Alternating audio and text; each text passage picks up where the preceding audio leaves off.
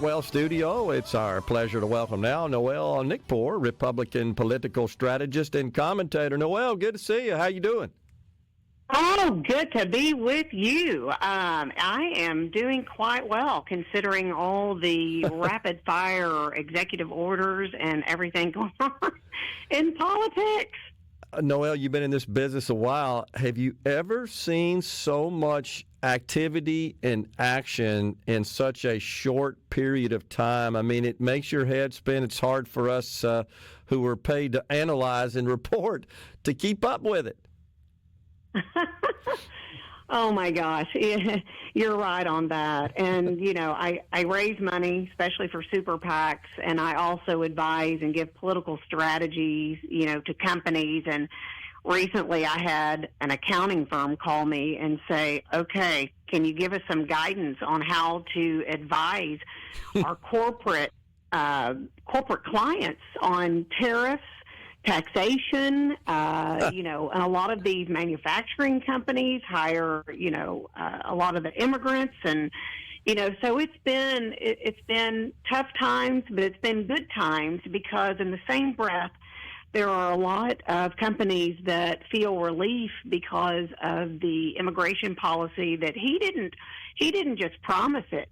If you notice, day one, he got after it. Yeah. Day one, Yes. He is getting after it. Well, that plus the cultural rot that was injected into every corner of society with this DEI stuff, I just can't fathom the speed at which all of that has just been abandoned and been dismantled. I read this morning even Google now, Alphabet, is seeing the light. And they are abandoning and terminating their DEI department and no longer hiring on that basis, but returning to what a novel idea, capabilities and qualifications and merit. I mean, it's just been a sweeping turnabout.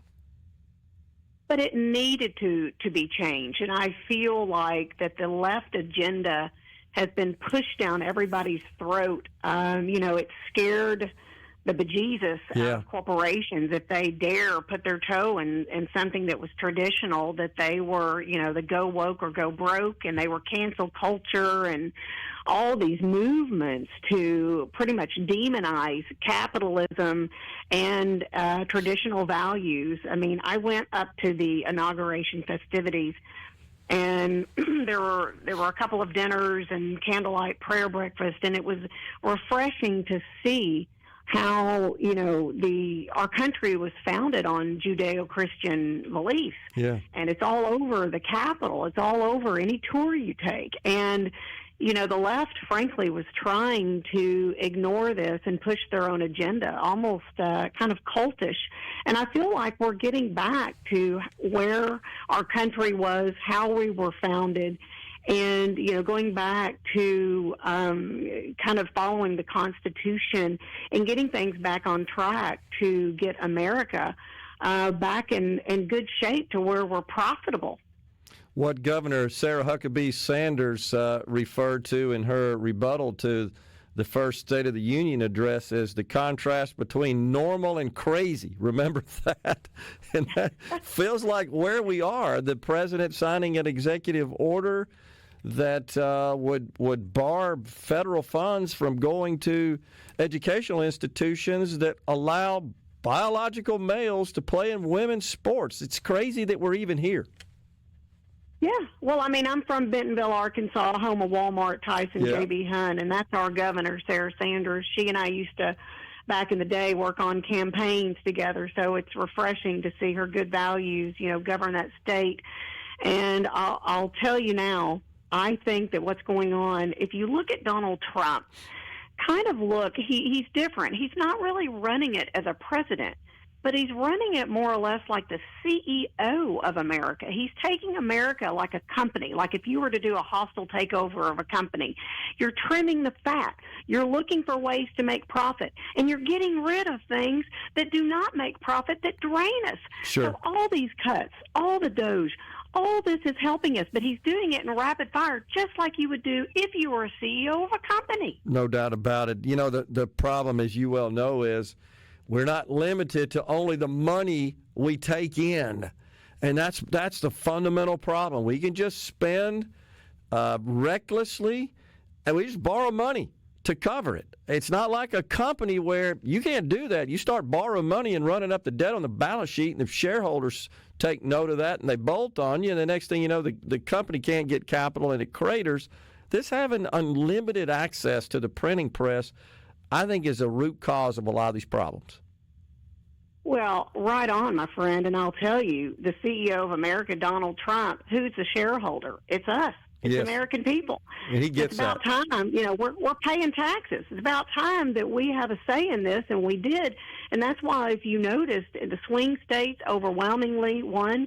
You've even got, left senators like, Fetterman in Pennsylvania saying, you know what, Trump is actually making sense. And I'm like, you know what? It's great that he's got the courage and the power to stand up for himself and say some of these policies actually make sense. You can't defend the waste, and the left is struggling, and they're mad, and now they're demonizing Elon Musk. But I'm going to tell you, it's not Elon Musk. If it were Mother Teresa ahead of the Doge Committee, they would find a way to villainize her. That's true. So a little sunlight is all this is. That's exposing all this nonsense. And we all kind of had a feeling. And, the CBO a couple of years ago, Noelle, I talked about it on the program in 23, they issued a report saying, look, there's $240 billion of estimated improper payments in some of these major government programs. Estimated, that means it's probably double that. But even the CBO pointed that out. It was right in front of them. Finally, though, we got somebody that comes in and shines a light on it. And now they're all mad about it. I don't think that's a good strategy for the Democrats. I don't think they have a strategy, and I think that's the problem. I think they're, flailing around in the wind, and they're trying to figure out the direction. And are they going to let the left and the woke and the socialist part of their party take over, or are they going to go back to the more moderate Democrat? They're struggling. They're really struggling here, but, we're going to use it to our advantage and hammer it home and expose the nefarious spending that the left has been, letting rubber stamp just go ahead and go through. We're going to expose it. We're going to correct it. And we're probably going to be at the helm for, I know these 4 years, but probably another 4 years. Wow. When Americans can take more home in their paycheck and feel better about our country and the direction, they're going to vote it in again. Noelle, how important is that to your corporate clients to have some pretty decent feeling about continuing what we have going on right now for at least a couple of terms and beyond? It's extremely important. As you know, my background is dealing in super PACs, and super PACs are dealing with for people that don't know that are listening, a super PAC is a PAC set up to coincide with a campaign to raise bigger money, but doesn't coordinate with the campaign. So the amounts of the contributions are limitless. I can take, 1 million, I can take 5 million. So I'm dealing with, a lot of these guys that have the power to write checks like that are CEOs of major companies, major billionaires all over the United States, and they're employing thousands and thousands and thousands of employees all over the United States, and they are concerned. They are very happy because they feel like America is back and America is open for business again, which means job creation, which means building, which means every sector opening up, which is refreshing. So they're very excited about it. They're extremely excited, and they want to see a continuation because it helps their bottom line, which also helps Americans' better bottom line. No doubt. So just having a president that doesn't go around every day demonizing success in corporate America, that's pretty big. Just changing the tone, is it not? It is, and I think that was the appeal to the working man. If you'll look, the working man resonated with Donald Trump, a billionaire who drives around in a Rolls Royce that has gold-encrusted furniture, and, it's amazing.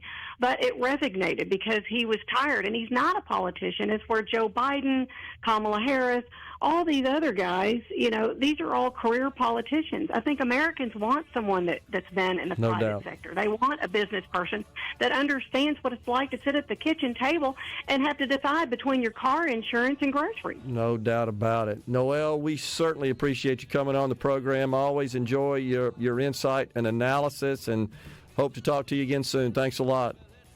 Thank you.